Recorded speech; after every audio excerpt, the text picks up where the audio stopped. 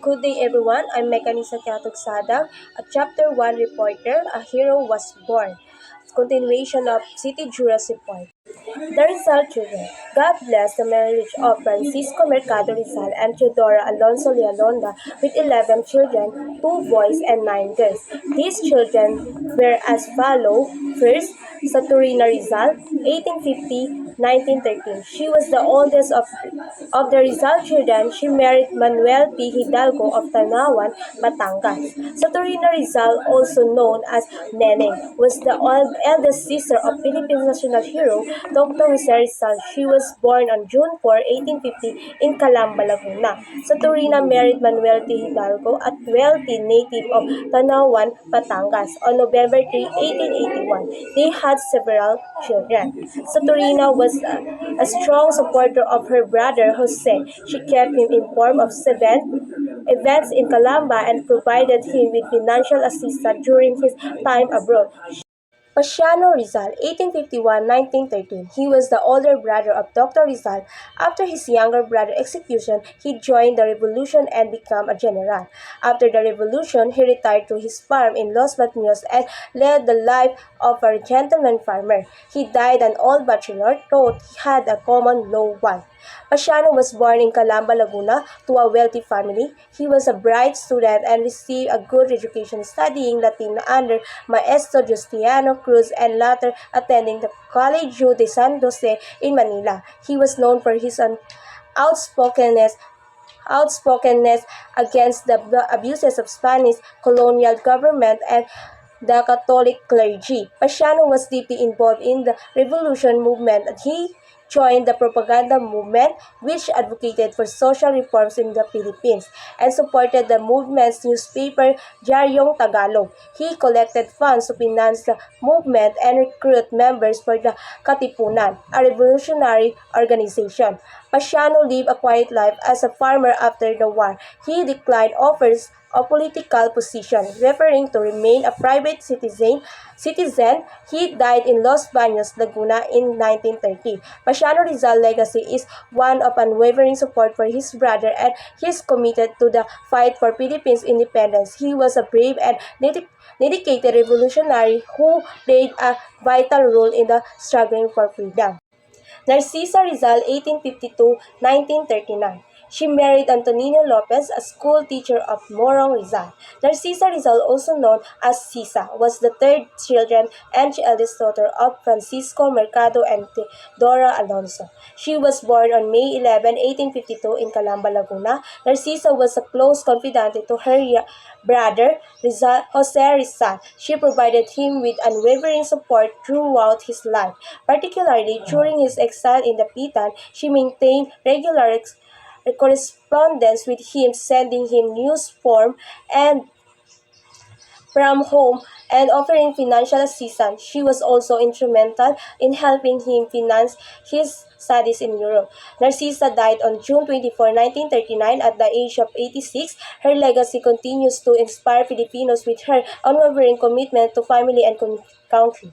Olympia Rizal, 1855-1887. She married Silvestre Olvado, a telegraph operator from Manila. Olympia Rizal, also known as Ipia, was one of the younger sisters of Philippine national hero Dr. Jose Rizal. She was born in 1855 in Calamba, Laguna. Olympia married Silvestre Olvado, a telegraph operator from Manila. They had 3 children, Aristeo, Cesario, and another son who died young. Sadly, Olympia died in 1887 from childbirth at the age of 32. Lucia Rizal, 1857-1990. She married Mariano Herbosa of Calamba. Lucia Rizal, born in 1857, was the fifth child of Francisco Mercado and Teodora Alonso. She was a sister of the Philippines national hero Jose Rizal. Lucia married Mariano Herbosa, Filipino-Chinese merchant, and they had 3 children. The family moved to Hong Kong, where Lucia witnessed her brother's active role in the fight for Philippines freedom. She died in Hong Kong on September 5, 1919. Maria Rizal, 1859-1945. She married Daniel Faustino Cruz of Binyan, Laguna. Jose Rizal, 1861–1896, the lucky seven in the family of 11 children, he married Josephine Bracken, a pretty Irish from Hong Kong. Jose Protasio Rizal Mercado y Alonso Rialonda. June 19, 1861, December 30, 1896, was a Filipino nationalist writer, ophthalmologist, and polymath. He is considered the Philippines' national hero. His life and work significantly impacted the Philippines Revolution and the country's struggle for independence from Spanish colonial rule. Rizal was born in Calamba, Laguna, to a wealthy family of mixed Chinese, Spanish, and Filipino ancestry. He displayed exceptional intelligence from a young age. Excelling in his study, he pursued higher education in Manila and later in Europe, earning degrees in ophthalmology among other disciplines. He was fluent in multiple languages including Tagalog, Spanish, English, French, German, and others. Concepcion Rizal, 1862–1865. She died at the age of 3. Concepcion's life was sadly cut short by illness. She died on August 16, 1865 at the tender age of 3. Her untimely passing deeply affected her family, particularly her brother Jose, who would later become a prominent figure in the fight for Philippines independence. Josefa Rizal, 1865–1945. She did not marry, she died an old maid. Josefa Rizal, also known as Pang Goy, was the ninth child of Francisco Mercado and Teodora Alonso. She was born in 1865 in Calamba, Laguna.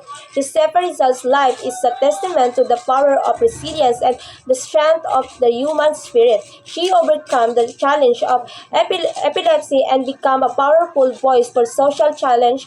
Her involvement in the Katipunan and her advocacy for women's rights solidified her place as a significant figure in Philippine history. Josefa died in 1945 at the age of 18, never having married. Trinidad Rizal, 1865–1951. She died an old maid like Josefa.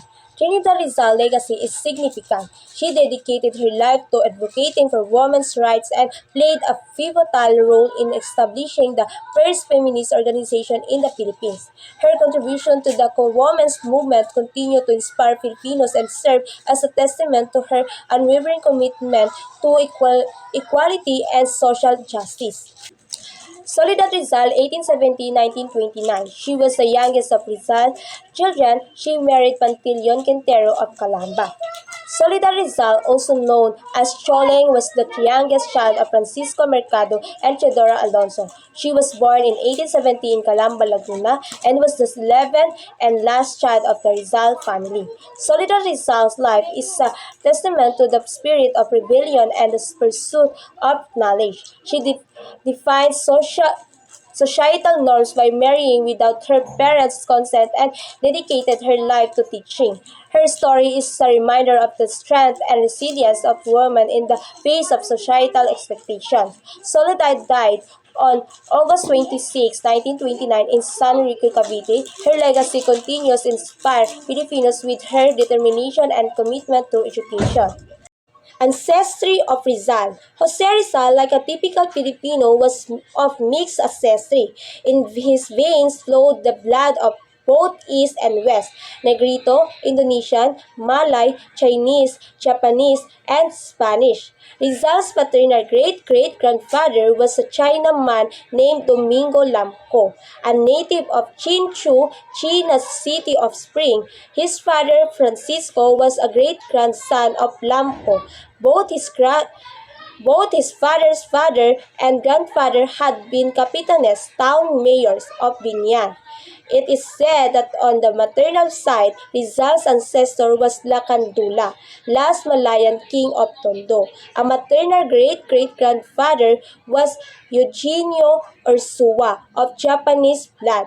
Jose's mother, Teodora, belonged to a clan of gifted men. Her brothers Gregorio Manuel and Jose were men of unusual talents. Her father, Lorenzo Alberto Alonso, was an engineer who was awarded by Spain with the coveted decoration of Knight of the Grand Order of Isabella the Catholic. Her maternal grandfather was Manuel de Quintos, a prominent Manila lawyer. He, her, her grandfather Her grandfather, Capriano Alonso, was a capitan of Binyan. In 1849, when Governor Narciso Claveria ordered the Filipino families to choose new surnames from a list of Spanish family names, the children of Lorenzo Alberto Alonso adopted the name Lealonda. Realonda. Hence, Teodora Alonso became Teodora Alonso Realonda. Rizal's ancestry is a fascinating blend of cultures reflecting the diverse heritage of the Filipinos people. Jose Rizal's ancestry is a testament to the rich cultural tapestry of the Philippines, blending Chinese, Japanese, Spanish, Indonesian, Malay, and indigenous influence. This complex heritage played a significant role in shaping his identity and his views on social and political landscape of his time. Jose Rizal's ancestry played a crucial role in shaping his life, his perspective, and his commitment to social and political reform. It provided him with a unique understanding of the complexities of Filipino society and a deep-seated desire to fight for a more just and equitable future for his people. Name Rizal. The original name of the Rizal family was Mercado. It was a surname adopted in 1781 by Domingo Lamco.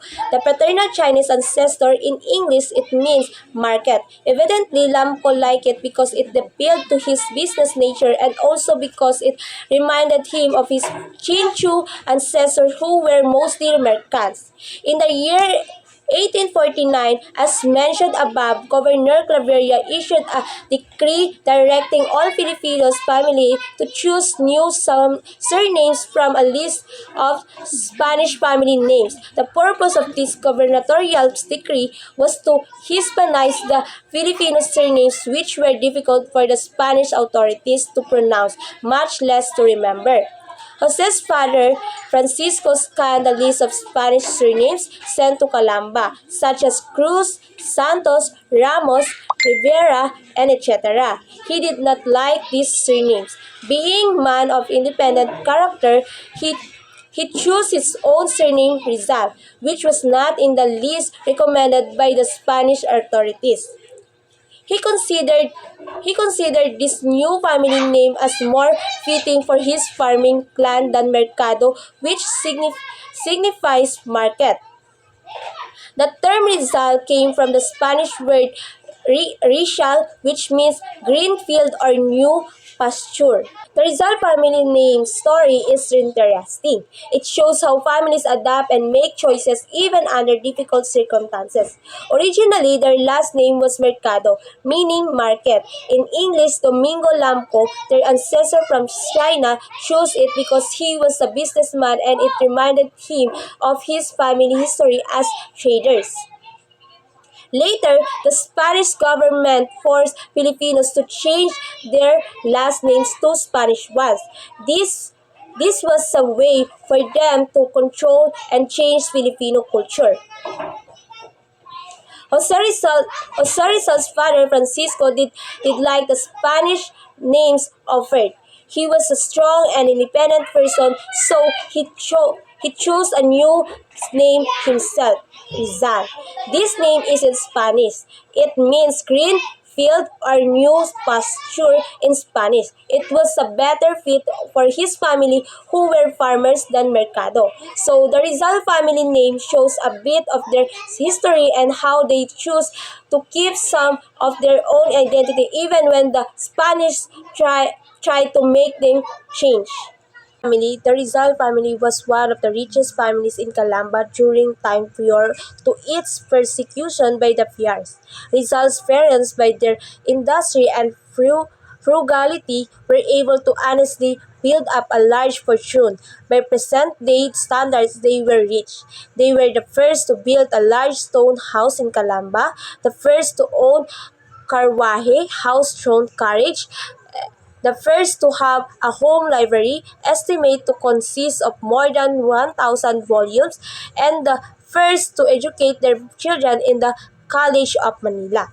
The Rizal family raised rice, corn, and sugar on large tracts of land rented from the Dominican estate of Calamba. It operated a sugar mill, a flour mill, and a homemade ham press. It engaged successfully in the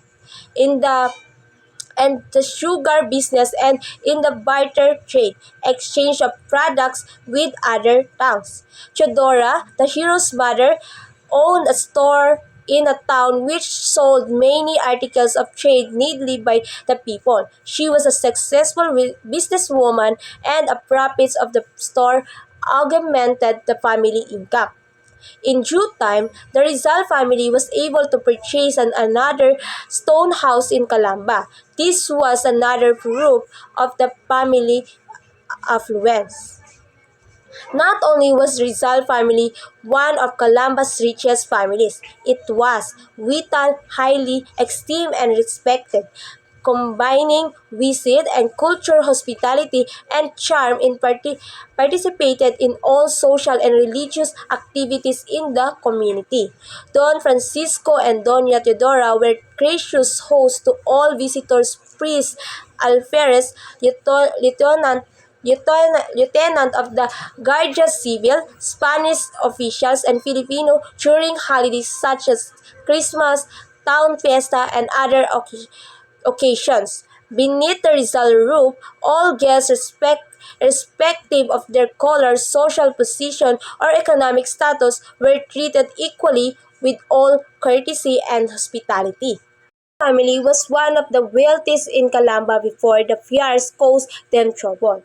They worked hard and saved money, becoming very well off. They were the first in Calamba to have things like a big stone house, a horse-drawn carriage, and a huge library with over 1,000 books. They were also the first to send their children to college in Manila. The family grew rice, corn, and sugar on lots of land they rented. They also owned a sugar mill, a flour mill, and even made their own ham. They were good at business selling and trading foods with other towns. Jose Rizal's mom, Chudora, ran a successful shop selling everyday things. This extra money helped the family even more. They eventually bought a second big stone house. The the Rizal family was just rich. They were also very respected.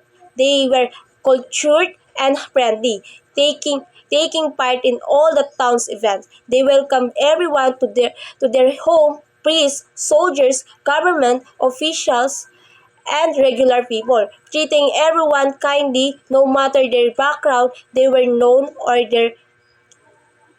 for their warm hospitality. Rizal home. The House of Rizal family was one of the distinguished stone houses in Calamba during the Spanish time. It was rectangular in shape of a dove stone and hardwood with a red tiled roof. Behind it were the poultry yard full of turkeys and chickens and the garden of tropical fruit trees, atis, balimbing, makopa, papaya, santol, tapoy, and etc. It was a happy home where parental affection and children's laughter ringed, and by day it hung with the jubilant noises of the children at play. By night it echoed with the dulcet notes of family prayers.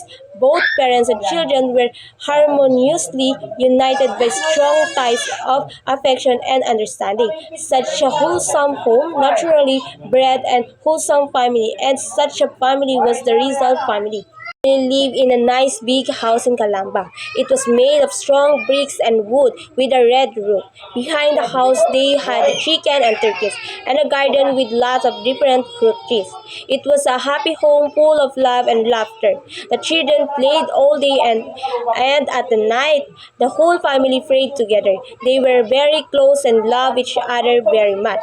The, this loving home helped the Rizal children grow into kind and good people. And that's all. Thank you.